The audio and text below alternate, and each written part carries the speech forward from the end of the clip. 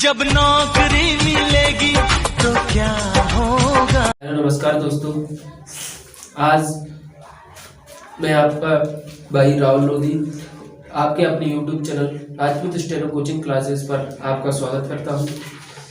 मैंने आपको past tense को कंप्लीट करा दिया है। इसी के साथ हम आज आपको फ्यूचर टेंस का इंट्रोडक्शन कराने जा रहे हैं। तो आप इस वीडियो को शुरू से लेकर एंड तक देखिएगा और आपको जो भी डाउट हो आप हमसे कमेंट्स में या फिर कॉल करके भी पूछ सकते हैं। तो आइए स्टार्ट करते हैं कि फ्यूचर टेंस क्या होता है, इसका इंट्रोडक्शन लेते हैं। तो फर्स्ट ऑफ ऑल मैं अगर आपसे कहूँ कि फ्यूचर टेंस क्या होता है तो याद कीजिए फर्स्ट क्लास जब मैंने आपको बताया था क्या कि अगर बात की जाए तो मेन जो टाइम होता है वो क्या होता है, प्रेजेंट। ठीक है, क्या मौजूद है, अगर बात की जाए तो बीच में क्या मौजूद होता है, प्रेजेंट। प्रेजेंट जब पीछे बैक हो, इसी यही प्रेजेंट किस में चेंज होता जाता है, अपन बात करें तो पास्ट में। ठीक है, किस में चेंज हो जाता है, पास्ट में। लेकिन प्रेजेंट में बैठकर कभी भी फ्यूचर की बात बोली नहीं जा सकती है। अगर बोल देंगे, जैसे मान के चलो मैं बोल रहा हूं कि तेरा ऐसा हो जाएगा, देखो समझना, फ्यूचर टेक्निकली रूप से फ्यूचर टेंस को कोई टेंस नहीं माना जाता। इसका रीजन है कि क्या कभी कोई आगे आने वाली बात को बता सकता है कि तेरा ऐसा होगा, तू ऐसा हो जाएगा। तो फ्यूचर टेंस को इसलिए ग्रामेरियंस इसको टेंस का हिस्सा नहीं मानते। फिर पूछोगे कि इसको टेंस का हिस्सा नहीं मानते तो किसका हिस्सा मानते हैं, तो अगर अपन प्रेजेंट में मौजूद है, ठीक है, तो प्रेजेंट से आगे चलते हैं तो क्या मिलता है अपन को, फ्यूचर। सोचने पर डिपेंड करता है। ठीक है, ये क्या है अपनी टाइमलाइन है, किसकी, टाइम की, कैसे टाइम मैनेजमेंट होता है। आगे बात करते हैं और इसको अपन समझते हैं कि फ्यूचर टेंस की डेरिवेशन अर्थात फ्यूचर टेंस का उद्भव हुआ कैसे, उसको समझते हैं। अगर मैं आपको एक्सप्लेन करने की कोशिश करूं तो अपना जो भी है सब प्रेजेंट टेंस ही है, यानी कि प्रेजेंट टेंस के माध्यम से हम पास्ट को भी समझ सकते हैं और फ्यूचर को भी समझ सकते हैं। यदि अपन को प्रेजेंट टेंस के कॉन्सेप्ट्स पता है तो आप अपना किसका यूज कर फ्यूचर का भी समझ सकते हो और पास्ट का भी समझ सकते हो। बात तो ये आई कि फ्यूचर टेंस कहते किसको है, तो उसके लिए मैं आपको थोड़ा और डीप में ले जाने की कोशिश करूंगा। तो इसके लिए सबसे पहले आपको एक चीज आना चाहिए जिसका नाम है क्या, वर्ब। जब मैंने आपको पहली क्लास में बताया था कि वर्ब क्या होती है, तो वर्ब या तो एक्शन को शो करे या फिर प्रोसेस को शो करे। तो वर्ब के भी अपने कुछ कार्य होते हैं। जैसे वर्ब भी दो प्रकार की हो सकती है, देखिएगा। एक कौन सी होती है, हेल्पिंग वर्ब, ठीक है, एचवी, और दूसरी होती है मेन वर्ब। ठीक है, अब क्या होता है, हेल्पिंग वर्ब भी कई प्रकार की हो सकती है। बेसिकली जो टेंस में हेल्पिंग वर्ब की यूज की जाती है वो सब बी की फॉर्म यूज की जाती है, बेस फॉर्म यूज की जाती है। बी की फॉर्म अगर बात की जाए तो क्या होता है, is, am, are, was, were, been, इतनी सारी किसकी फॉर्म होती है जी, बी की। अगर मैं इसको और एक्सप्लेन करने की कोशिश करूं तो एक और वर्ब होती है हैव, जो भी किसकी फॉर्म होती है, एक बेसिक फॉर्म होती है। ये क्या करती है, ये एक प्रकार से हेल्पिंग वर्ब, अगर मैं बात करूं तो हेल्पिंग वर्ब ओनली इतनी ही होती है, लेकिन ये क्या है, एक्स्ट्रा हेल्पिंग वर्ब है हैव।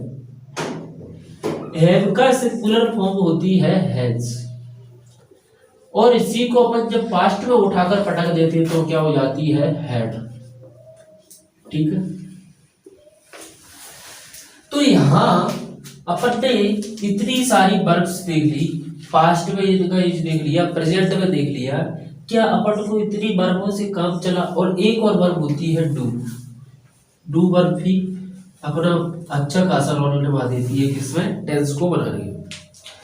बात करें तो डू किसको दिखाती है, प्रेजेंट को, ठीक है। और इसी की सिंगुलर फॉर्म होती है डज, वो भी किसको दिखाती है, प्रेजेंट को। और इसी की सेकंड फॉर्म होती है डिड, जो किसको दिखाती है, पास्ट को, ठीक है। किसको दिखाती है, पास्ट को। तो यहां तक मैंने इतनी सारी वर्ब्स देख ली, क्या कभी इतनी सारी वर्ब्स मैंने पढ़ा दी, तो क्या कभी इन्हें फ्यूचर बताने की कोशिश की, नहीं की। कहने का मतलब यही है कि इतनी जो वर्ब्स हैं वो कभी फ्यूचर्स नहीं बता पाएंगे। अब आगे बात करते हैं।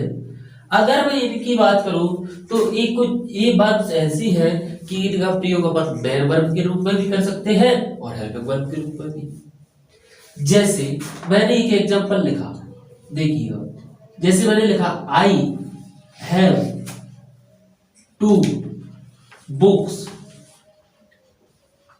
अब आप ही बताइए यहां पर ये हेल्पिंग वर्ब है या मेन वर्ब है।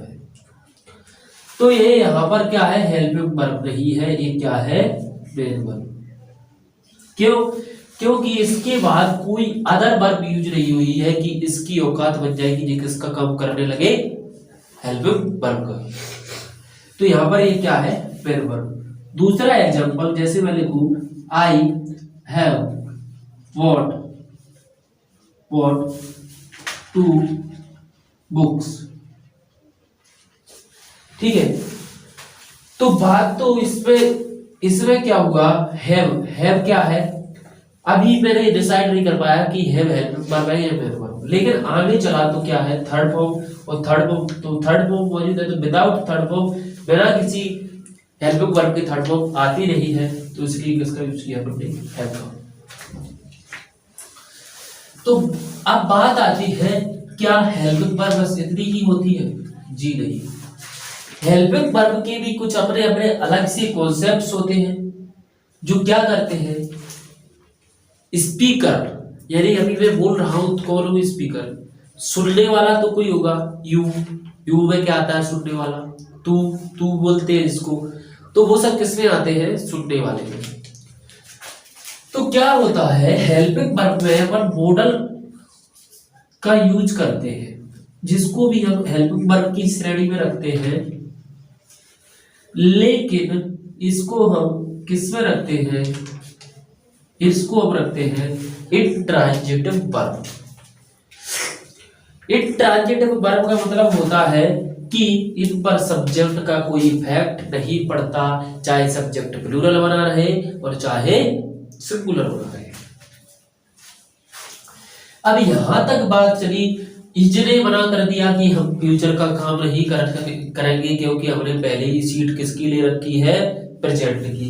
एम ने भी बोल दिया, आर ने भी बोल दिया, बोझ ने भी बोल दिया, बर ने भी, बोझ ने और बर ने, इन सब ने क्या बोल दिया कि हमें सीट किसकी मिल चुकी है, पास्ट की। हैव पर चले, हैव ने भी बोल दिया हमें सीट किसकी मिल चुकी है, प्रेजेंट की। हैज ने भी बोल दिया हमें सीट किसकी मिल चुकी है, प्रेजेंट की। और हैड ने बोला हमें सीट किसकी मिल चुकी है, पास्ट की। और डू की बात चली तो डू भी बोल गया कि मुझे किसकी सीट मिल चुकी है, प्रेजेंट की। और इसकी जो सिंगुलर फॉर्म होती है डज, उसने भी बोल दिया मुझे किसकी सीट मिल चुकी है, प्रेजेंट की। और डिड है, उसने बोल दिया कि मुझे किसकी सीट मिल चुकी है, पास्ट की। लेकिन अगर देखा जाए तो इतनी सारी हेल्पिंग वर्ब्स मैं आपको अभी तक कंप्लीट करा चुका हूं, क्या अभी तक किसी एक की भी औकात बनी कि जिसने फ्यूचर को बताया हो, नहीं बनी ना। फिर उसी के लिए देखो, उसी के लिए दो वर्ब्स लाई गई,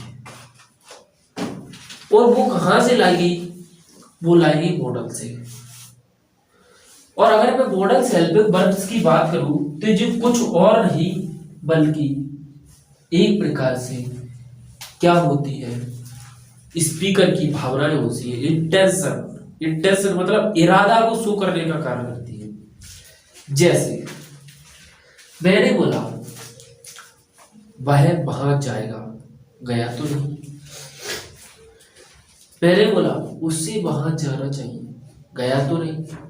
ये ओनली क्या बोल रहे हैं। अब दूसरी बात, तुम्हें वहां नहीं जाना चाहिए, तो इसमें क्या है, कुछ ना कुछ छिपी हुई सेंस दिखाई पड़ती है। इसमें अगर देखी जाए तो क्या, कौन सी सेंस है, किसकी सेंस है, तो मैं बोल रहा हूं तुम्हें वहां नहीं जाना चाहिए, इसका मतलब इसमें किसकी सेंस है, सजेशन की सेंस है। तुम्हें वहां जाना चाहिए, तो इसमें भी किसकी सेंस है, सजेशन की सेंस है। मैं वहां जाऊंगा, तो जब यहाँ क्या पॉसिबिलिटी की सेंस है। मैं बोल रहा हूँ बारिश होगी, इसमें क्या है, पॉसिबिलिटी की सेंस है। तो कहने का मतलब मॉडल्स कुछ और नहीं, एक हेल्पिंग वर्ब्स का ही रूप है, जो क्या करते हैं, स्पीकर की इंटेंशन को शो करने का कार्य करते हैं। तो यहीं पर दो वर्ब्स पाई जाती है, एक का नाम है विल और एक का नाम है शैल। इन्होंने बोला कि जब इनमें से कोई वर्ब भी फ्यूचर का साथ नहीं देगी तो हम फ्यूचर का कार्य करेंगे।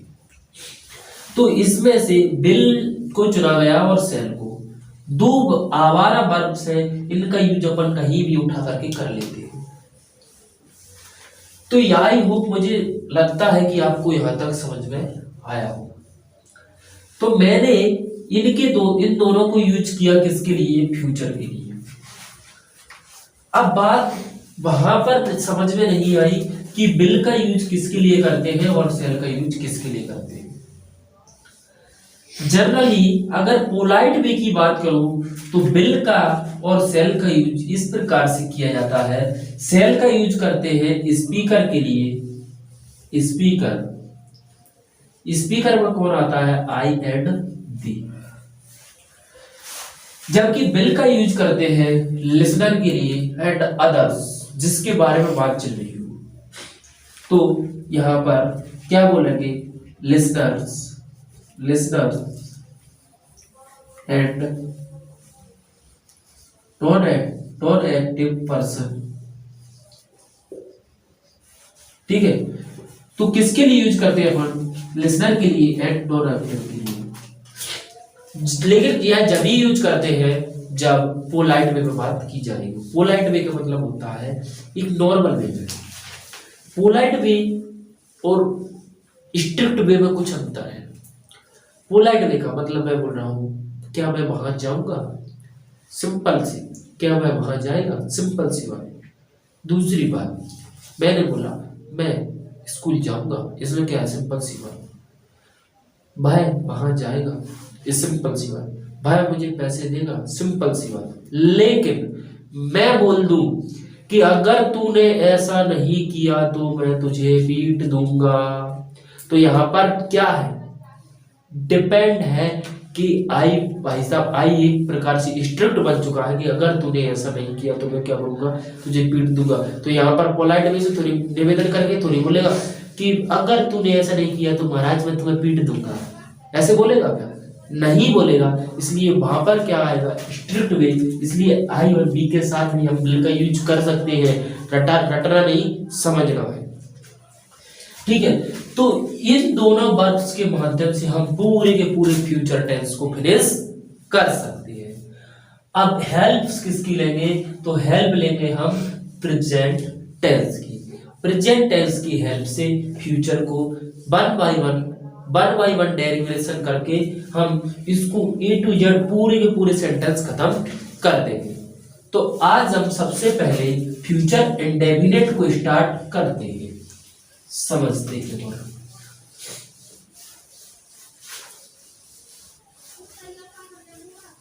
देखिए, फ्यूचर इंडेफिनिट को समझाने से पहले मैं आपको सबसे पहले प्रेजेंट का एक सेंटेंस लिख के बताता हूं।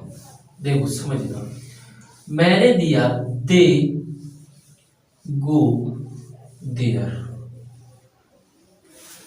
दूसरा मैंने लिखा सी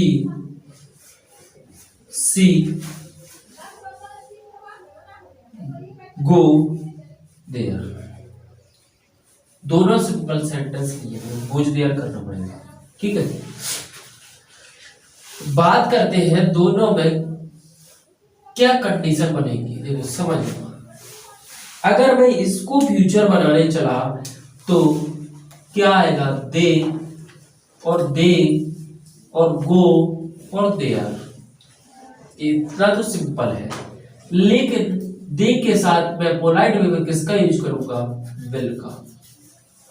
ठीक, तो दे विल गो देयर। अब अगर बात की जाए सब्जेक्ट का इफेक्ट किस पर है, तो सब्जेक्ट का इफेक्ट विल पर है। दूसरे सेंटेंस में बात चलेगी इसको फ्यूचर कैसे बनाना, तो सी के बाद लगाया विल। जब सी का इफेक्ट विल पर ही आ चुका है तो गो पर डालने की जरूरत नहीं है, क्योंकि इसके बाद कुछ भी हो बेस फॉर्म का यूज होना कंपलसरी है, दैट मींस फर्स्ट फॉर्म। तो विल फिर गो की फर्स्ट फॉर्म क्या होती है, गो। गोज तो क्या है, सिंगुलर फॉर्म, और देयर। तो इस प्रकार से हमने इसकी इंटेंशन शो कर दी। इस प्रकार से डेरिवेशन अपना कंप्लीट होगा। देखो मैंने आपको फ्यूचर टेंस का इंट्रोडक्शन कंप्लीट करवा दिया। अब बात करते हैं फिर तो आप समझ जाओगे कि इसका स्ट्रक्चर किस प्रकार से बनने वाला है। तो आप ही समझिए, देखिए अपन इसका स्ट्रक्चर बनाए तो यहीं से ले लीजिए। जैसे अपने सिंपल प्रेजेंट का क्या होता था, वर्ब की फर्स्ट फॉर्म और वर्ब की फर्स्ट फॉर्म प्लस एस या ईएस, ठीक है, प्लस ऑब्जेक्ट। इसमें क्या हो जाएगा, सब्जेक्ट आएगा, सब्जेक्ट के बाद क्या आएगा, सेल, यहाँ पर क्या लगाएंगे, बिल के बाद क्या लगाएंगे अपन, क्या लगाएंगे, बेस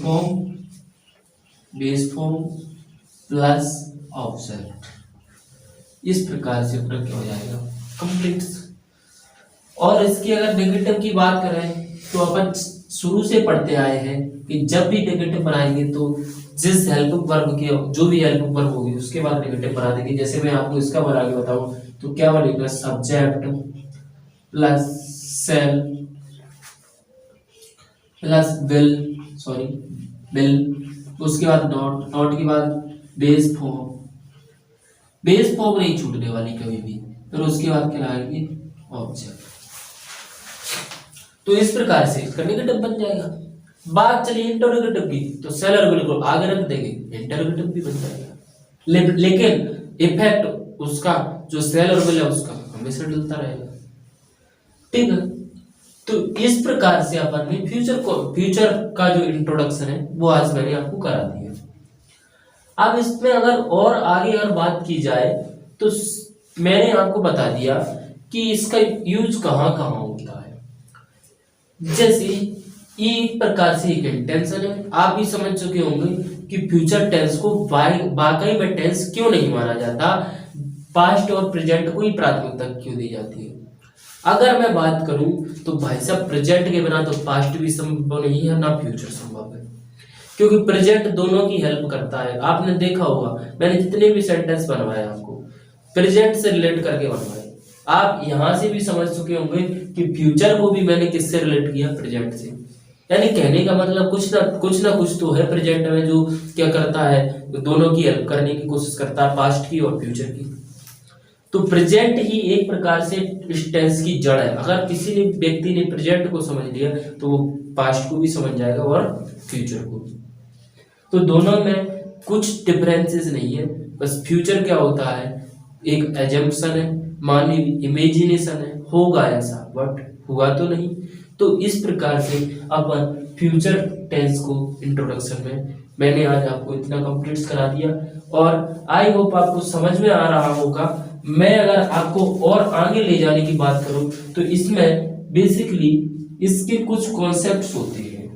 कॉन्सेप्ट्स यही होता है कि कॉन्सेप्ट अगर मैं इसकी बताने की बात करूं तो कुछ टाइम टेकिंग वर्ड ऐसे होते हैं जो क्या करते हैं, फ्यूचर को बताने का काम करते हैं। जैसे मैं बोलूं next year, next day, next month, तो कुछ भी ले लो जो फ्यूचर का काम कर रहा हो। Next Monday, next Sunday, Sunday तो आने वाला है, नेक्स्ट का मतलब क्या होता है, आने वाला। मैं बोलूं अभी क्या चल रहा है 2022, मैं बोलूं 2023, फ्यूचर की बात है। तो कुछ भी हो फ्यूचर की बात आएगी तो टेंस भी कौन सा आएगा, फ्यूचर का, क्योंकि टाइम परफेक्ट डलेगा तो टेंस परफेक्ट डलेगा। दोनों एक दूसरे के क्या है, टेम्पररी।